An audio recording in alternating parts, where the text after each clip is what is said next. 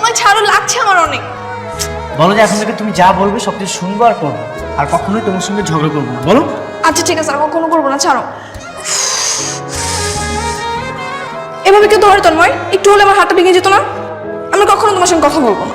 চলে যাও, আমি কি তোমাকে ডাকছি নাকি? এখন তো চলে যেতে বলতেছি, একটু পর তো ঠিকই আমার বাড়ি থেকে ডাকাটাকি শুরু করবা। একটা কথা বলতে তো ভুলেই গেছি, কালকে একটা ছেলে আমাকে প্রপোজ করছে। তোমাকে প্রপোজ করলে তুমি কিছুই বলো নাই? আমি দেখবো কার এত বড় সাহস তোমাকে প্রপোজ করে। সুন্দরী মেয়ে মানুষ দেখলে সবাই একটু একটু পছন্দ করে। গেলাম। রাতে এসো কিন্তু। দিনের মধ্যে এত বারবার আমি আসতে পারবো না, বিয়ে করে বউ করে নিয়ে আসো। তুমি যেহেতু বলছো ভেবে দেখবো। কোন ছেলেটা? চলো আমার সঙ্গে। ওই মাঝখানে ছেলেটা। তুমি নাকি ওকে গতকাল প্রপোজ করেছো, কথা কি সত্যি? একটা মানুষকে কি আরেকটা মানুষের ভালো লাগতে পারে না? না, ভালো লাগতে পারে না। আর নেক্সট টাইম যদি দেখছি ওর সঙ্গে কথা বলার ট্রাই করছো, তখন কিন্তু তোমার খবর আছে। তুমি ওদের সঙ্গে এভাবে রাগ দেখালে কেন? তাই বলে কি ওদেরকে আমি ছেড়ে দেবো? ওদের কত বড় সাহস তোমার সঙ্গে বাজে ব্যবহার করে। একটা মানুষ ঘুমায় না, এমন একটা দশা করে রেখেছে যেন 10 জন নিয়ে ঘুমায়। আমার যখন বিয়ে হয়ে যাবে তখন কে করবে এগুলো শুনি? তোমার কি বিয়ে ঠিক হয়ে গেছে? ভাই আমি যে সুন্দরী, যে কোনো সময় বিয়ে করে নিতে পারে। তুমি চলে গেলে তো আমি বিপদে পড়ে যাবো। কেন, আমাকে রেখে দিলেই তো পারো। আচ্ছা তুমি বিয়ে করবে কবে? জীবনটাই তো এখনো শুরু হলো না, জীবন শুরু হওয়ার আগে বিয়ে? আমার যদি তাড়াতাড়ি বিয়ে হয়ে যায়? হবে না, কারণ বিয়ে করলে আমরা একসঙ্গে বিয়ে করব। কেন, তুমি কি আমাকে? তোমাকে কি? না কিছু না, তুমি বলো। তোমাকে বলেছিলাম ওদের চলাফেরা বন্ধ করতে। ওর মাকে আমি বলেছি, তাছাড়া ওদের মধ্যে আমি খারাপ কিছুই দেখিনি। পচা শামুককেও কিন্তু পা কাটতে পারে। এত রাত পর্যন্ত কোথায় ছিলি? তন্ময়কে বাসা ছাড়া আমি কই থাকবো? সারাদিন ওই বাসে কি তোর? তুই আর ওই বাড়িতে সবসময় যাবি না। আমার মা বলেছে আমি যেন তোমার সঙ্গে বেশি ঘোরাঘুরি না করি। কেন? আমরা তো এখন বড় হয়েছি, তাই আমাদের নাকি এত মেশা ভালো না। তোমাকে বলেছিলাম অফিসে একটু সময় দিতে। ঠিক আছে বাবা, আমি নেক্সট উইক থেকে যাবো।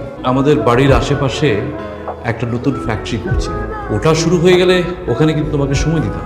ইঞ্জিনিয়ার সাহেব, ঘুরে ঘুরে যা কিছু দেখালাম এই সব জমি এক সময় কিনে রেখেছিলাম, ভবিষ্যতে যদি কিছু একটা করা যায়। মাঝখানের ঘরটা ওটা অবশ্য আমার না, তবে ওদের সাথে কথা বললে ওরা জমিটা বিক্রি করবে। আপনি যেটা বলছেন আমি বুঝতে পারছি, কিন্তু আমি আমার জমিটা বিক্রি করব না ভাইজান। বিক্রি করবে না কেন? বেয়াদবি মাফ করবে না পা। তামান্নার বাবার শেষ স্মৃতি হিসাবে জমিটুকু আমি আমার মায়ের নামে রেখে যেতে চাই।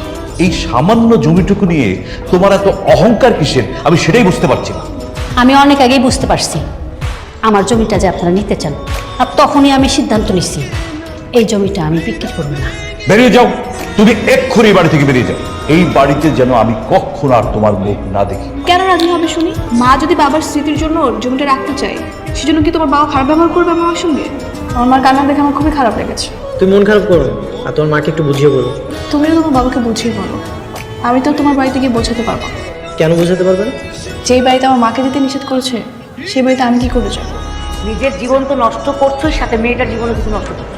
আচ্ছা তুমি কি চাও বলো তো, মানে কিসের বিনিময় হলে তুমি জমিটা দিবে? জমিটা যদি নিতেই হয় তাহলে আপনার ছেলের সাথে আমার মেয়ের বিয়ে দেন। দেখো তো আমার নামা, স্বপ্ন দেখা ভালো, কিন্তু স্বপ্নের মধ্যে হাবুডুবু খাওয়া ভালো না। প্রস্তাবটা আপনারা ভেবে দেখেন।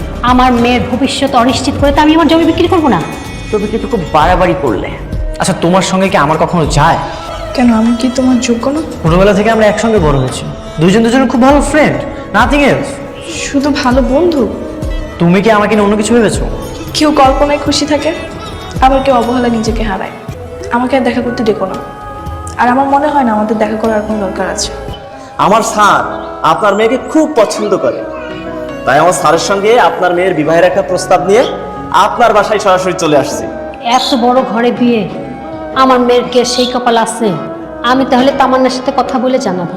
বাড়ির সামনে ফ্যাক্টরি না, একবার খালি বিয়েটা করি, তারপরে দেখা দিছি কেমনে ফ্যাক্টরি হয়। কি ব্যাপার, এতদিন পর তোর মনে পড়লো? আজ হঠাৎ এলাম একটা সুখবর দিতে। সুখবর না, বলতে পারেন দাওয়াত দিতে। তোর বিয়ে নাকি? জি কাকিমা, আগামী শুক্রবার আমার বিয়ে।